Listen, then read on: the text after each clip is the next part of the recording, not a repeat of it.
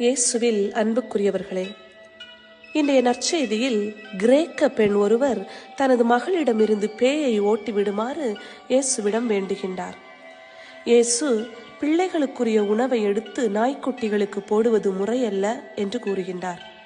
ஆனாலும் தாழ்ச்சியோடு அந்த பெண் தனது பிள்ளைக்காக இறைவனின் அருளை நாடுகின்றார். தாழ்ச்சி மனித வாழ்வில் மிக முக்கியமானது. வேற்றினத்தாரான அந்த பெண் தனது மகளின் நோய் நீங்க இயேசு உதவ முடியும் என்று நம்புகின்றார்.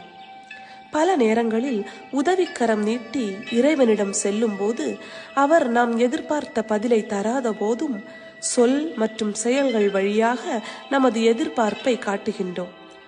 இதனால் அவர் நமக்கு காலதாமதமாக செய்ய நினைத்த உதவியையும் செய்யாமல் விட்டுவிடுகின்றார்.